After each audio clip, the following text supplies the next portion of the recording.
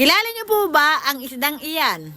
Ayan po isdang iyan ay kung tawagin po sa amin ay daing o kaya biniklad na binabat po sa suka, ibinilad po ng kaunti at tapos po nilagyan po ng bawang, ibinalot po sa plastic, nalagyan po ng panlagay po yung sa kanin na disposable.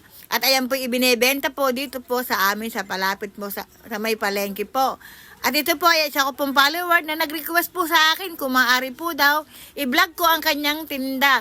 At ito po yung malapit po sa may yung paradahan po ng tricycle. Pagsapit po nyo ng palengke ng pamilihan ng Balayan, makikita nyo po ang pwesto niya at sadya naman po talagang napakasarap po ng paninda niya. At ito naman po ang ipakikita ko ang aking pong asawa na inaano po ang aming pong pamain para po sa aming hanap buhay at para po bukas.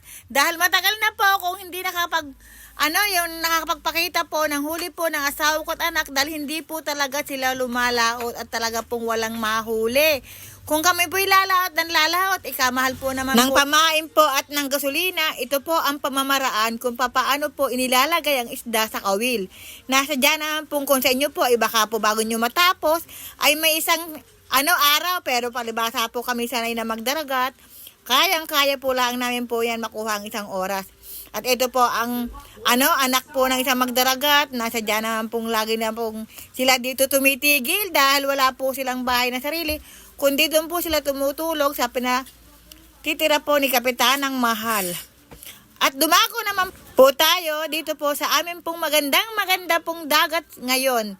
Kahit po makulimlim at naulan po ang panahon, ewan ko nga po ba dito sa amin kung kailan po makulimlim at maulan po ang panahon, marami pong nangangawil na mga binata at mga kabataan. Kumukuha po sila ng pamahain para po ilagay sa kawil at ayan po ang magiging silbing pain nila at makakahuli po siya ng isda.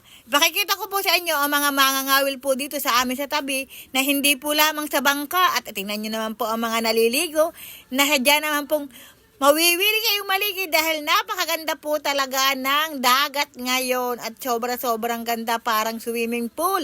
Sa kabila ng makulimlim po at madilim po ang panahon. Ipakikita ko po din sa inyo mga bangka na hindi na po lumalaot dahil ng kamahal-mahal po ng pamain, mahal po din ang gasolina. Bakit nga po pala sila lalaot pa? Ayan po ang mga mangangawil ng mga kabataan.